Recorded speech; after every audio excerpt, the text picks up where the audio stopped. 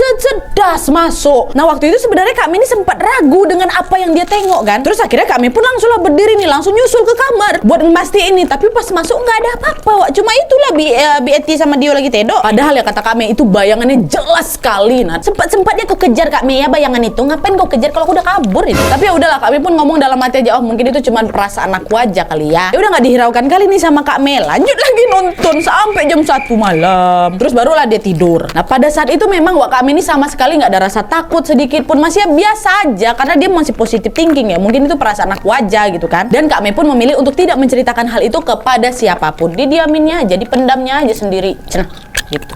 Nah terus Wak, setelah 3 hari kejadian bayangan lewat tadi, Kak Mei ini kembali lagi mengalami hal aneh selanjutnya. Dimana tepatnya di waktu maghrib, Kak Mei ini baru pulang nih dari luar. Ada yang jatuh. Tak setrak kamu, bandel kamu ya. Nah waktu maghrib itu Kak Mei ini baru pulang lah Wak dari luar dan mau lanjut berangkat ngajar tari lagi nih. Nah waktu Kak Mei nyampe rumah Wak, Kak Mei lihat Tante Ria, ibu tirinya itu udah balik nih dari rumah sakit. Tunggu bentar. Aduh. Dan di rumah lagi ada saudara-saudara yang datang nih buat ngejengukin Tante Ria. Nah rencananya Kak Mei ini mau ya udah aku mau langsung mandi, biar nanti habis itu langsung berangkat. Tapi sebelum mandi Kak Mei ini mau ngecas handphone dulu Wak, karena lowbat HP-nya. Nah pas Kak Mei ini lagi mengecas handphone Wak, entah kenapa tiba-tiba kepala Kak Mei ini pusing. Gak tau kenapa pusingnya tiba-tiba gitu, sampai lemas badannya Kak Mei ini. Terus langsung pingsan. Kalian masih notice gak ini? Kak Mei itu kalau setiap kali merasakan hal-hal kayak gitu apa?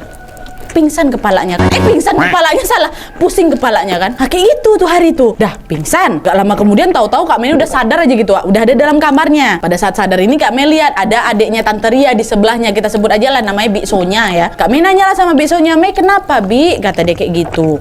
Pingsan kamu tadi Mei, kata Bibi Sonya. Kok bisa pingsan aku Bi? Ya udahlah istirahat aja lah kau. Tadi tuh pokoknya kau pingsan, maka istirahat sekarang ya. Kira udah tuh Kak Mei lanjutlah tidur Wak, nggak jadi berangkat ngajar. Nah keesokan paginya Wak, Kak Mei merasa badannya udah agak enakan nih. Terus Kak Mei pun bangunlah dari tempat tidur dan langsung bersiap untuk pergi mandi karena Kak Mei ini harus ngajar tari pagi hari itu juga. Dah lah tuh setelah siap-siap Kak Mei pun berangkat Wak. Dan di siang harinya ketika Kak Mei pulang, kebetulan di rumah masih rame juga tuh Wak. Ada Biksonya, ada juga ibu-ibu tetangga yang lagi besuk Tante Ria. Pada saat Kak Mei masuk, Kak Mei tengok pintu kamar tuh terbuka, pintu kamar bapaknya. Didekatin lah sama Kak Mei pintu tuh kan. Dia tengok, oh Tante Ria lagi tiduran di dalam kamar. Tapi nggak seperti biasanya Wak. Tante Ria ini malah tidur di bawah kasur, pakai kasur lipat gitu, bukan di atas kasur. Dan ketika Kak Mei perhatikan lebih dalam lagi, ternyata pendarahan Tante Ria tuh masih belum berhenti juga Wak. Masih ada darahnya. Nah saat itu Kak Mei berpikir kan, aduh kasihan juga ya ibu tiri aku ini. Dan tapi lagi-lagi waktu itu Kak Mei memilih untuk nggak ngomong apa-apa sama ibu tirinya. Entah nanya keadaannya kah, entah nanya kenapa kah, nggak ada sama sekali. Saking nggak dekatnya kali mereka berdua nih. Yang ada Kak Mei langsung masuk aja gitu ke kamarnya. Terus ya udah rebahan bentar istirahat. Nah baru aja Kak Mei ini rebahan untuk melepaskan penat Wak, tiba-tiba pusing di kepalanya Kak Mei ini datang lagi seperti maghrib kemarin. Sakit kali Nat, betul-betul sakit. Karena Kak Mei udah nggak tahan, akhirnya dia teriak lah kan manggil bapaknya. Papa tolong Pak, kepala Mei sakit katanya. Terus masuklah papa ke dalam kamar kan, kamu kenapa Nak? Kenapa sakit? Pak sakit, kepala Mei sakit kali. Nah papa Kak Mei pun jadi bingung lah kan. Terus gak lama kemudian si Biksonya masuklah itu ke kamar. Sinilah Mei biar bibi kerokin masuk angin kamu tuh. Nah ibu-ibu tetangga yang lagi besuk Tante Ria itu pun ikutan juga Wak masuk ke dalam kamarnya Kak Mei. Pada nanya juga tuh, Mei kenapa? Ada apa gitu? Nggak tahu saya Bu, kata papanya Kak Mei.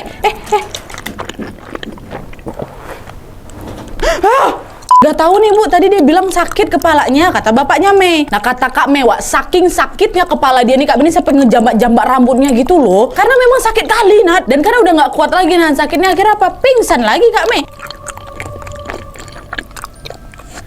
Gak usah mikir aneh-aneh nih kerjaan dia tuh. Mana dia? Nah nih, tak gerak tadi takut kalian kan? Nih si Lego. Biarkan udah. Lanjut. Dan gak lama kemudian, entah berapa lama Kak Mei ini pingsan Wak. Kak Mei pun sadarlah dari pingsannya. Nah pas udah sadar ini Kak Mei lihat ada bapak-bapak yang tidak dia kenal waktu itu. Nah ternyata bapak ini biasanya dipanggil Mang Abu Wak. Nah kenapa Mang Abu ada di sana? Karena ternyata Mang Abu ini dipanggil tuh sama ibu-ibu tetangga untuk bisa ngobatin Kak Mei. Karena Mang Abu ini memang dikenal bisa kayak bantu orang sakit kayak gitulah Wak. Pun yang buat Kak Mei ini sadar dari pingsannya pun ini Mang Abu ternyata. Dan Mang Abu ini kebetulan ngerti pula dengan hal-hal gaib dan juga bisa berkomunikasi dengan makhluk yang nggak bisa kita lihat itu. Udah lah kan